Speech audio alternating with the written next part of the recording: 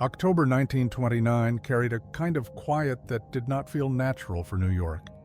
The air was crisp, the avenues crowded, and yet many faces seemed turned inward, as if listening for a signal that might never come. Inside brokers' rooms, the tap of shoes and the scratch of pencils blended with the steady chatter of tickers that had defined new fortunes over the past few years. That noise began to sound different, clipped and uneven, then frantic. Reports of rapid decline circulated across lunch counters and hotel lobbies, while telephones rang in short, nervous bursts. A cycle of confidence that had shaped the decade now trembled. People watched boards fill with falling prices, and they watched one another. This program is a work of historical reconstruction.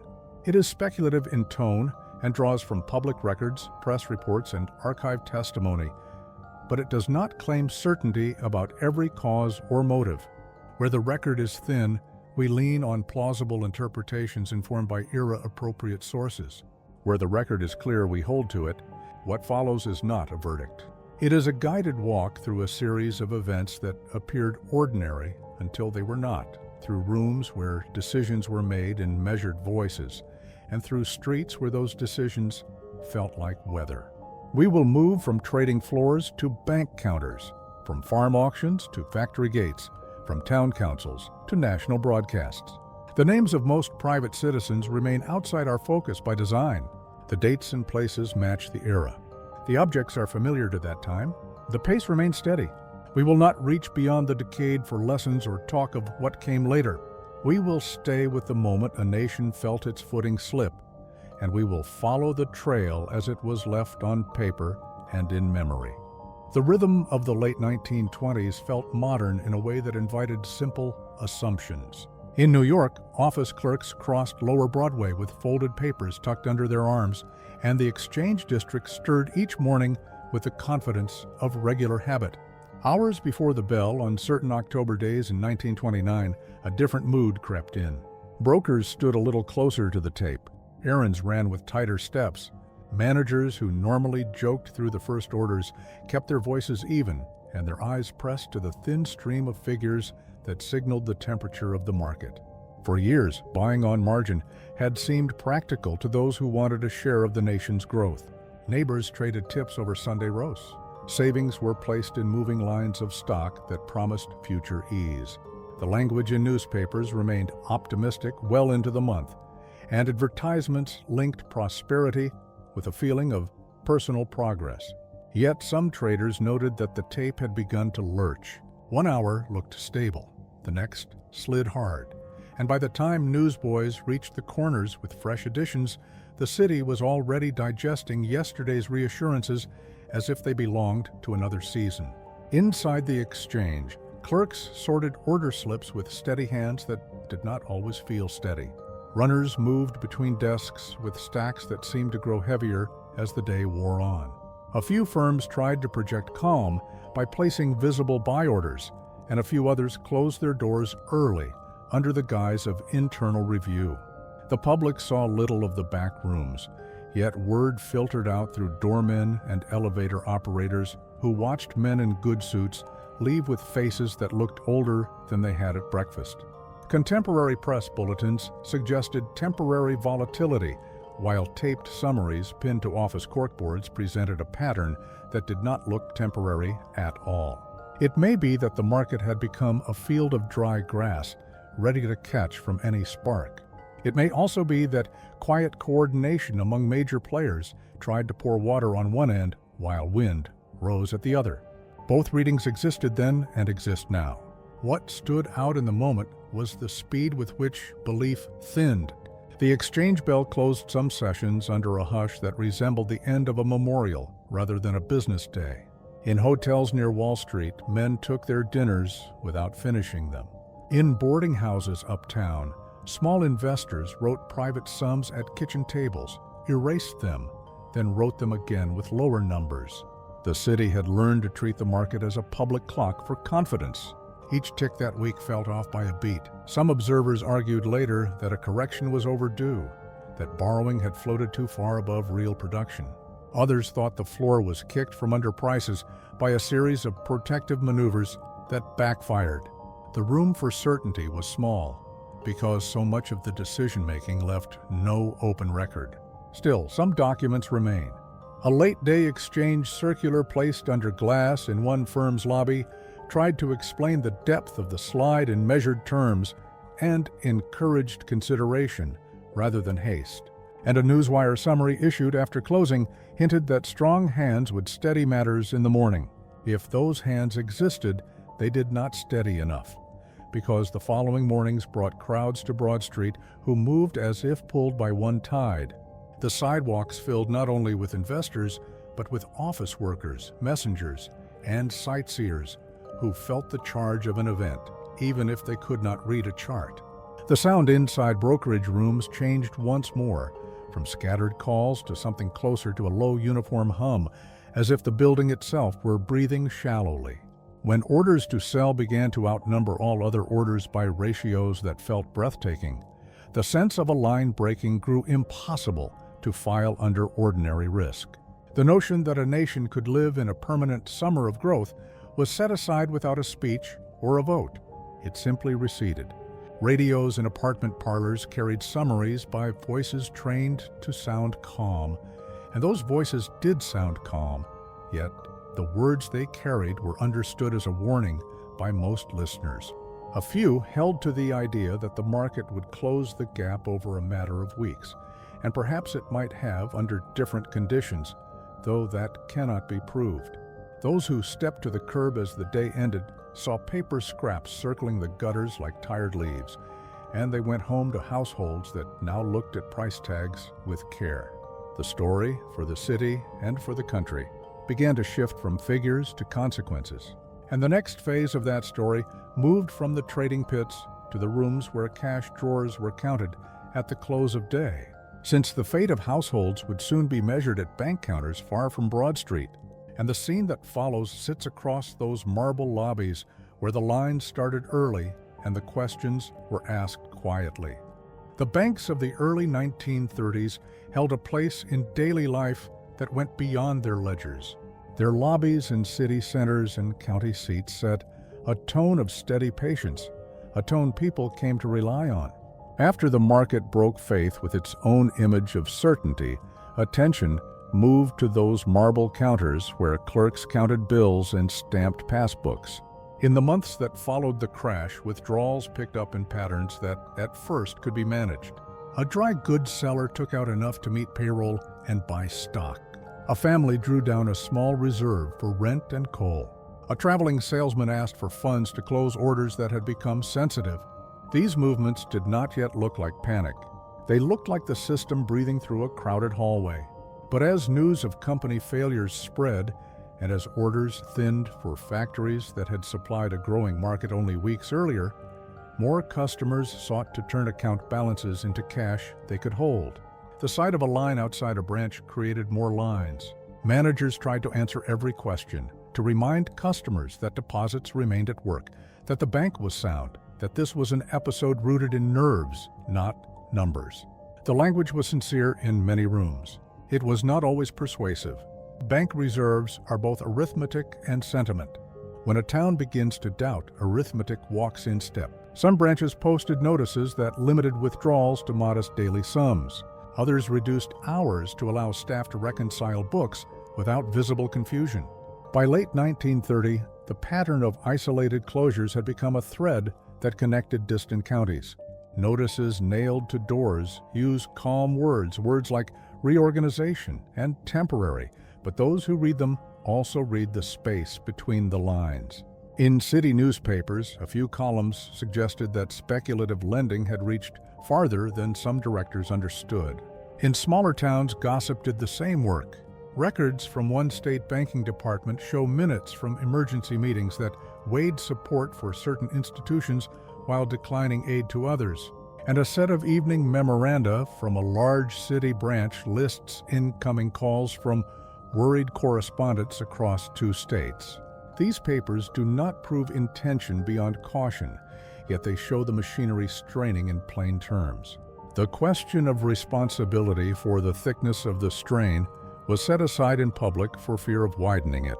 Private correspondence, where it surfaced later, suggests franker views. Notices to depositors appeared in local print, advising calm conduct and offering reassurances that funds would be accessible by a given date.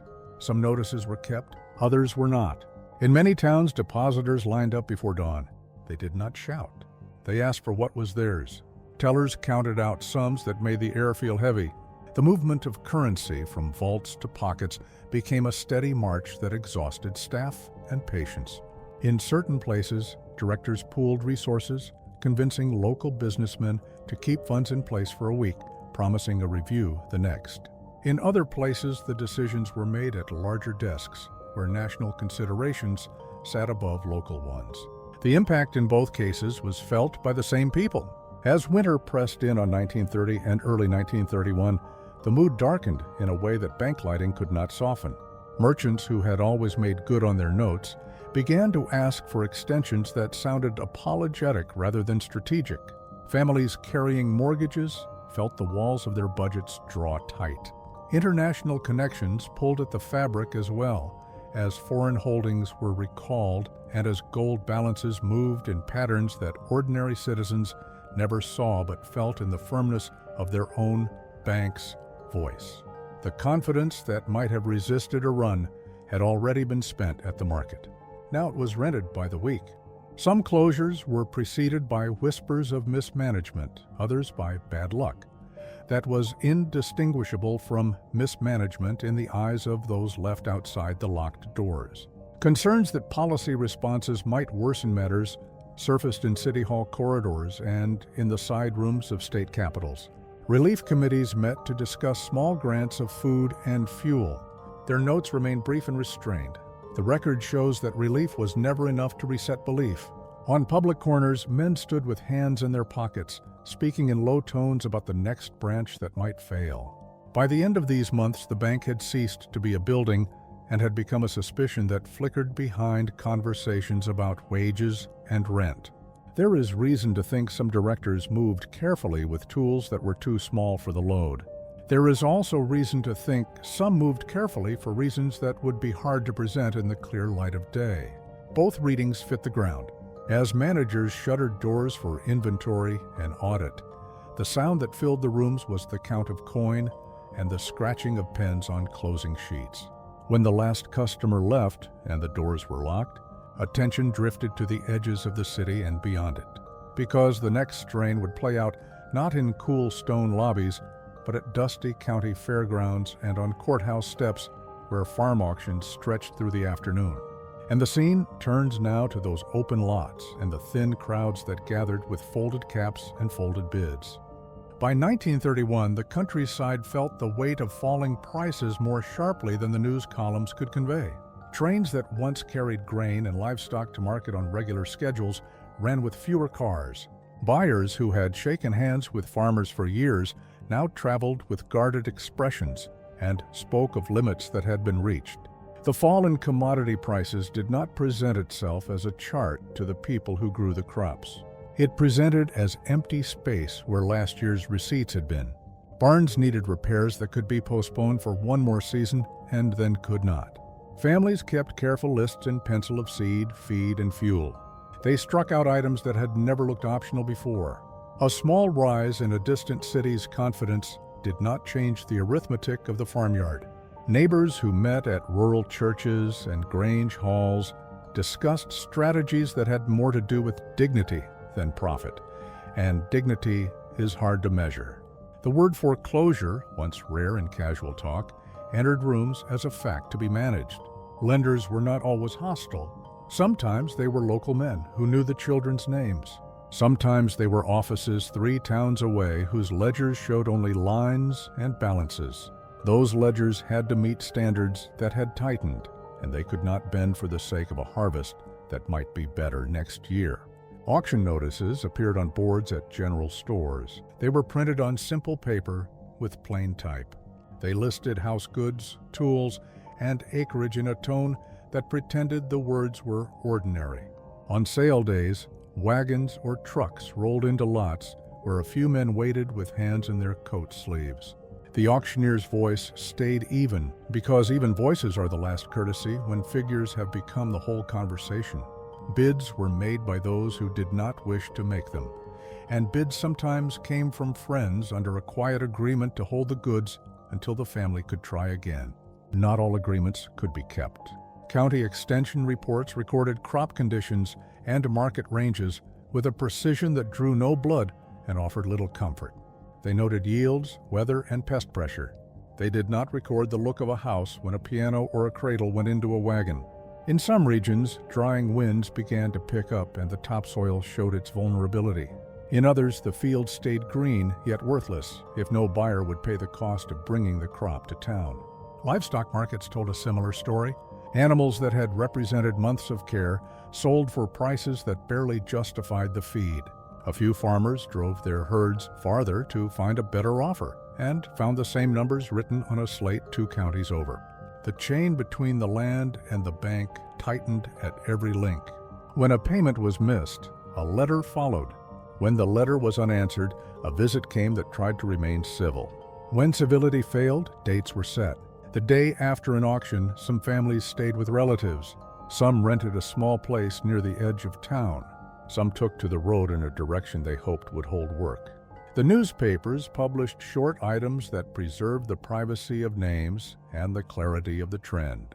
Relief committees in county seats wrote brief ledger lines that showed flour, coal, and small cash. Their minutes show arrival times and amounts, and they show the limit of what could be done when the problem was scale.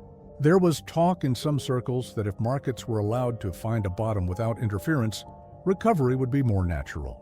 There was talk in other circles that without active support at the root, the tree would not stand.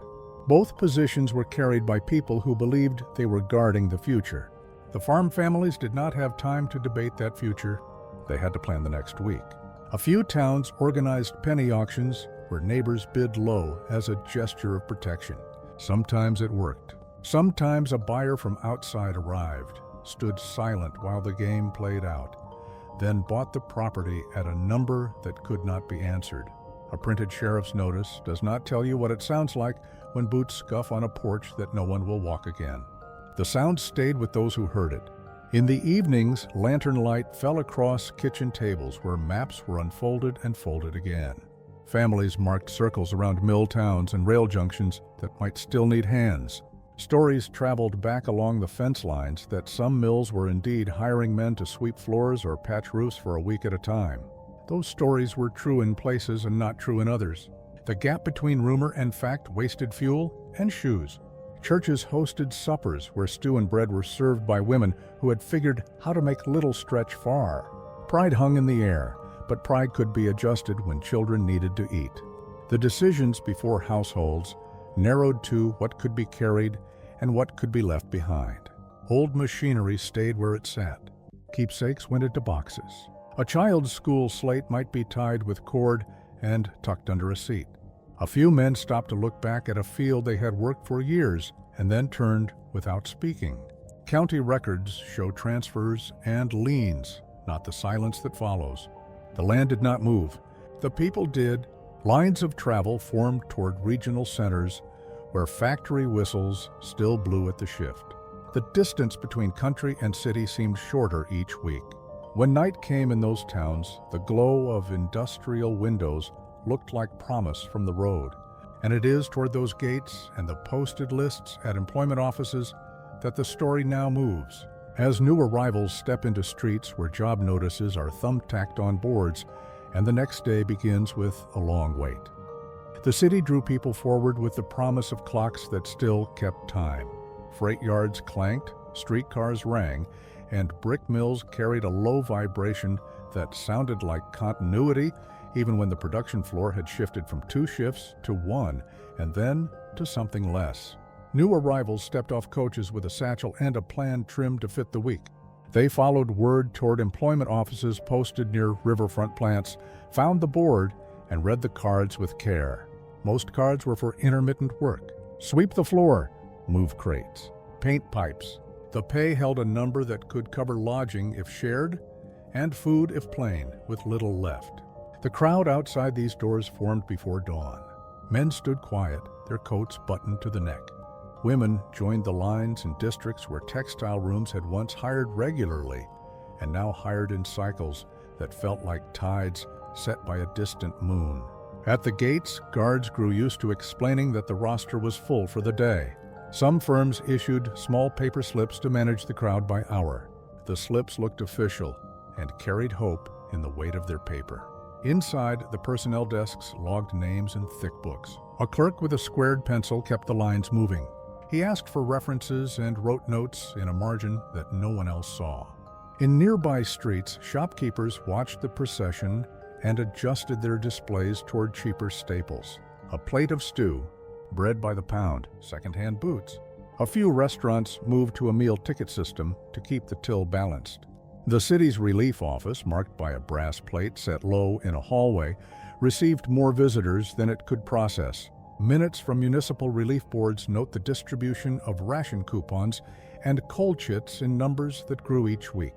And a brief circular from a steel works posted at their entrance announced reduced hours as a measured safeguard, language that tried to calm a condition which was not calm. Tenements filled out to capacity.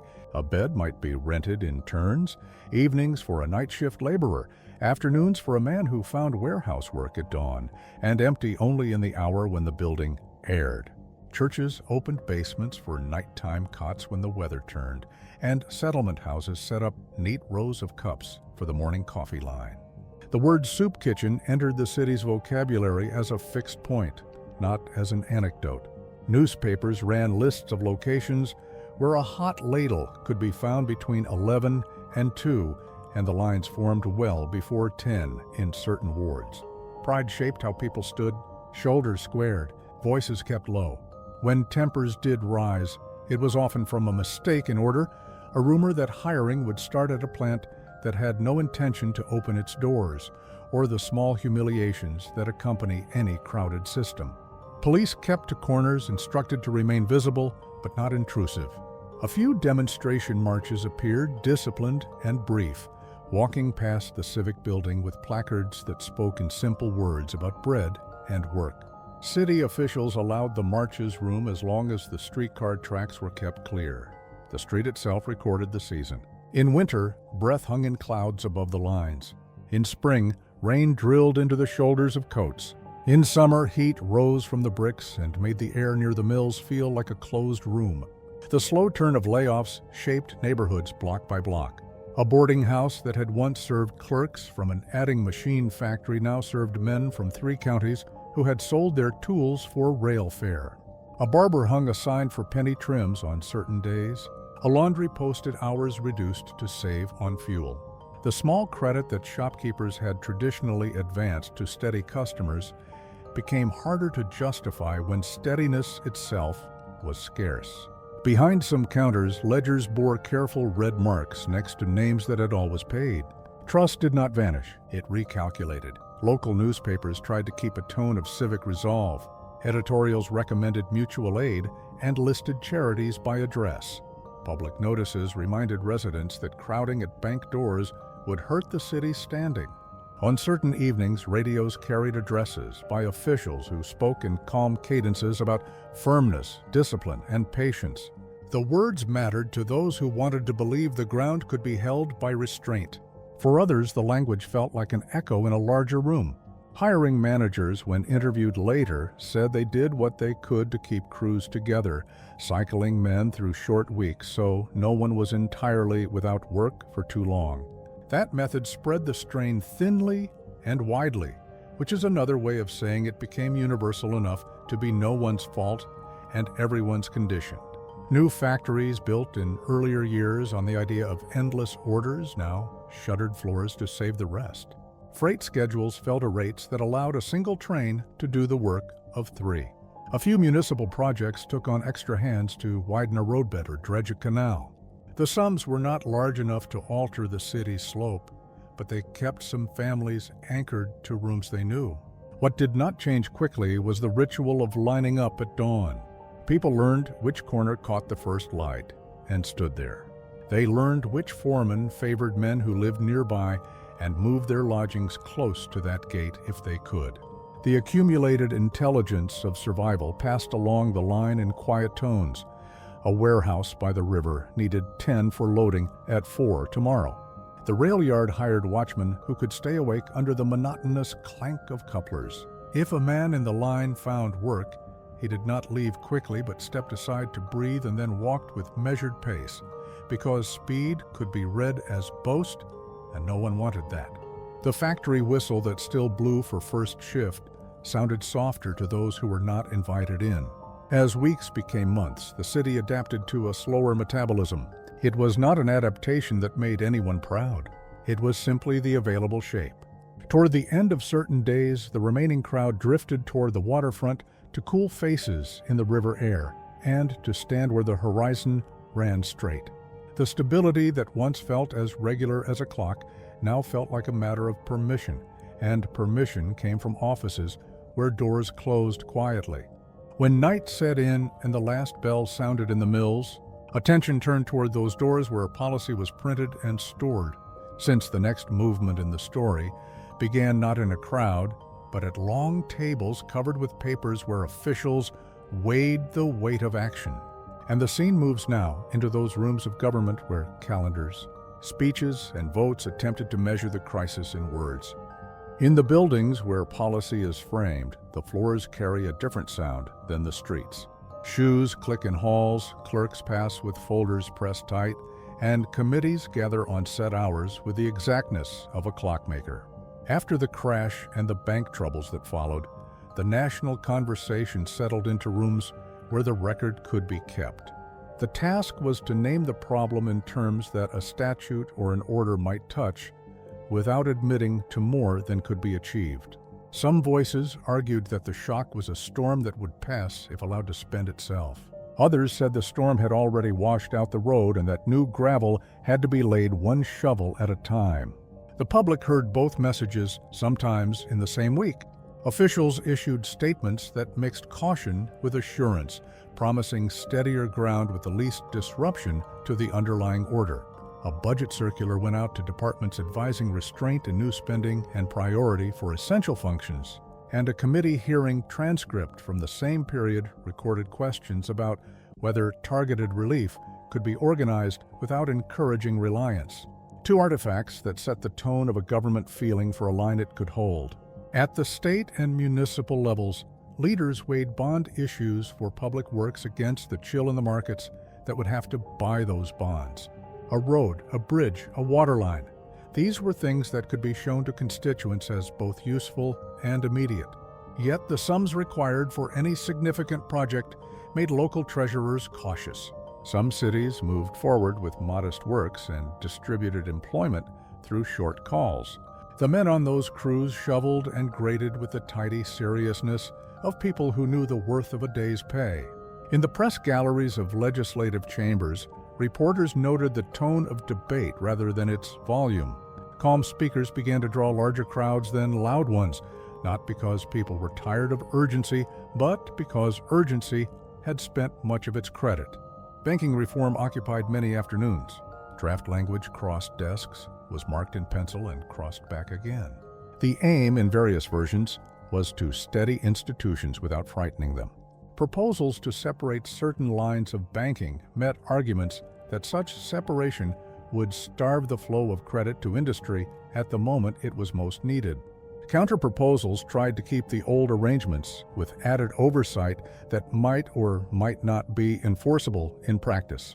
The committee rooms were polite. The stakes were not. International issues threaded through the domestic talk. Loans made in earlier years did not simply vanish because the lender and borrower now lived under tighter arithmetic. When obligations were called or suspended, the consequences ran through exchange rates, commodity prices, and the decisions made by investors who handled large sums. Some officials favored negotiation to smooth these lines. Others favored insistence. The public, interested but occupied with daily survival, glimpsed these matters in columns that translated them into 2 paragraphs and a headline. Radios condensed the drift into addresses that promised clarity while leaving a margin for movement, since no one wished to be trapped by a sentence when conditions changed by the week. Relief policy remained a point of careful friction. Charity could not carry the load alone. Public assistance, however defined, would require appropriations and a framework that could scale. Advocates gathered figures from city ledgers and church kitchens to show the slope of need. Opponents read from the same ledgers to say that the base was sound if panic could be quieted. The language of moral hazard entered these rooms delicately, as a way to express fear of making a bad habit of what had been an emergency, while the language of human necessity entered without needing much defense in a winter that was visibly hard. Newspapers printed both in adjacent columns and let readers choose. Across these discussions, a plain truth stood that almost no one disputed. Confidence, once broken, is not ordered back by decree. It is rebuilt through a pattern of events that people can see and live with. That reality shaped proposals toward matters that were visible: food, fuel, road crews, school lunches, and support for desperate households through local boards supervised by the state. Funding mechanisms were contested down to the comma. A vote tallied on a thin edge in one chamber and sent the question to the other, where it sat while members returned to their districts for long weekends that were not restful. In those districts, citizens brought questions to town halls about mortgage relief and bank safeguards. The answers were careful and left room for patience. Patience is a virtue that also has a temperature. Spring of one year felt different than spring of the last. Private letters between officials, later filed, show weariness in their phrasing, with words like steady, measured, and prudent used so often they became a kind of secular prayer. Meanwhile, the streets outside these heavy doors did not wait on perfect designs. Municipal boards approved soup lines with strict accounting in the morning and debated the philosophy of aid in the afternoon. Both actions reflected the same impulse to keep the floor from dropping further. As the sessions ran long and the calendars filled, the broader culture began to shift in ways that could not be drafted. Households saved string and paper. Radios became central furnishings because they carried both company and instructions for living within a narrower circle. The tendency to boast diminished. The tendency to notice small decencies grew. The next turn in the story belongs to this quieter transformation that touched behavior more than law. Since policy could set guardrails, but the road would be shaped by how people stepped, and the scene now follows those steps into living rooms, storefronts, and union halls where confidence learned to sit carefully. A culture shows its strain first in the small adjustments that people make without naming them. By the early 1930s, households in city blocks and country towns kept jars for coins on mantels and moved them only on certain days. Shopping lists were made with pencils cut to short stubs. Coats were turned and mended. Shoes were resoled twice when once had been the usual limit. Those who had a small garden measured the rows with string. Those who did not watched for a neighbor with a yard to share. Conversation tightened with budgets. Jokes about prosperity lost their edge. New jokes concerned thrift and the humor of making do, which is a narrow category, but a kind one. In this atmosphere, confidence was not an expression, but a ration. It was saved, spent carefully, and sometimes lent to a friend for an afternoon when a job call looked hopeful. Radios gathered families in the evening for music and short news summaries that aimed to sound balanced, even when the material did not lend itself to balance. The voice from the speaker might report a bank consolidation, a relief drive, a rising or falling price for a staple, or a speech from a rostrum where the promise of steadier days was made with dignity. The same voice would then play a dance tune that made the room feel ordinary for 3 minutes. Storefronts adjusted their windows to display durable goods rather than novelties. Credit was offered cautiously, and when it was offered to a known customer, the agreement was spoken plainly and written in a hand both parties could read. The habit of keeping a small reserve in cash became more common. Banks continued to operate, many with strict conservatism that preserved them through the lean period and kept them distant from the warmth of the neighborhoods they serve. Circulars from certain institutions encouraged regular deposits, however modest, while local survey summaries compiled by civic groups noted that families preferred to hold a portion of their savings at home until they felt that the floor under them would not shift. Union halls saw increased attendance in districts where work still came in waves. The discussions were steady and practical. A steward read notices from management. Members raised hands to suggest rotation systems that would spread hours. Some argued for firmer stands, others for an approach that would not tempt a shutdown. The mood was not radical so much as careful. Care tends to look like caution when it is a habit learned under pressure. Churches and fraternal organizations organized small funds for those who had fallen past ordinary means. The language at these gatherings avoided grand claims and emphasized neighbors helping neighbors. Pride remained, but pride began to include the willingness to accept help on the understanding that help would be returned in kind when possible. Newspapers ran features on households that had found sensible ways to stretch meals, repair roofs, and share childcare so adults could follow job calls. These pieces were not sentimental. They were instructional in a quiet way, and readers clipped them into scrapbook albums beside recipes and patterns. City parks filled in the afternoons with men who walked to keep warm and to pass the hours until the evening soup line. They spoke in half sentences about openings rumored at the power plant or the railroad office. A rumor could lift a day and then let it down gently. When a job truly opened, the knowledge moved by word of mouth in minutes, and the line formed with a speed that looked like choreography. The police, observing, learned the pace of these gatherings and kept water buckets around in summer when the heat and the crowd made trouble, more likely from exhaustion than from intent. Children learned a new etiquette about asking for things. Educators adjusted lessons to include practical arithmetic for household accounts as a matter of usefulness. High schools offered evening classes in bookkeeping for those who imagined a path from the floor to the office. The path existed in some places and not in others, but hope is a discipline that requires practice. The idea of risk, once simple, became layered. A man who might have bought a radio on installment in 1928 now weighed that choice against coal for January. A woman who might have taken a chance on a dressmaking shop now calculated the cost of thread and the number of clients who could pay cash. Families held small councils on Sunday evenings to divide the week's money. They set aside an amount for savings even when the number seemed symbolic, because symbolism is a form of planning. Across the decade, the style of speech in public places softened and shortened. Promises shrank to fit what could be kept. Advertisements began to feature sturdiness rather than glamour. The language of work changed, too. Good men and good women took pride in any shift and kept their tools clean, even when the day's task involved sweeping a floor that would need sweeping again tomorrow. Toward the end of this period, some districts saw better numbers, and a few storefronts brightened in ways that suggested a turn. That suggestion remained tentative. Those who had lived through the thin years reserved judgment and saved receipts. They had learned to ask for proof in the form of days that followed days without a break in the pattern. The decade still held its course, and though the line on a chart might show a small upturn in some quarters, the habit of caution held the culture in a steady grip that could be both protective and limiting.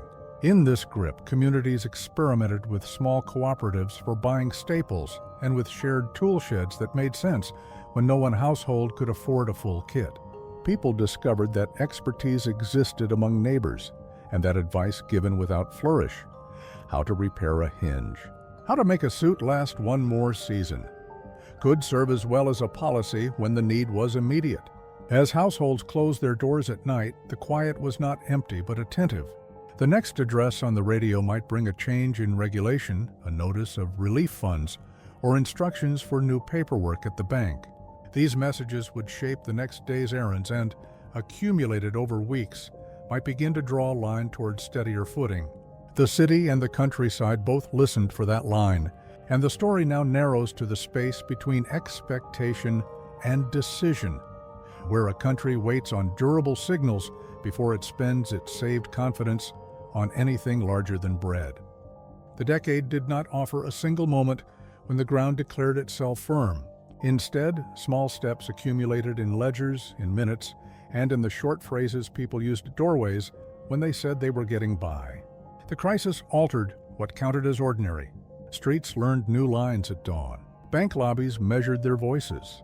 Factories weighed hours like coin. Town halls wrote careful resolutions and set them in drawers with other careful resolutions. This account has used what could be found in the public record, in printed notices, in hearing notes, and in the plain memory of routines that changed shape. It has allowed for uncertainty where the evidence runs thin, and it has avoided the comfort of a final claim. The people inside this landscape did not live by claims. They lived by the next day's choices. The weight of those choices remained visible in auction lots, personnel ledgers, relief tickets, and the neat stacks of envelopes in kitchen drawers. The turning of a nation is usually described with large words. Here, the turn felt more like a series of quiet corrections made in the space of a breath. If the air grew steadier, it did so in places first and then perhaps across a wider map. Whether the measures debated in high rooms met the need on the ground is a question that touches the border between design and chance, and that border seldom draws a straight line. How much was timing? How much was policy?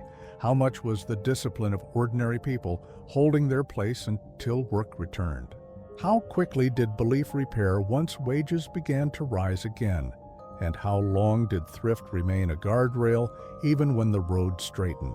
The next chapter follows those increments wherever the paper trail leads to see which signals held, which promises turned into practice, and which habits stayed after the worst of the weather passed.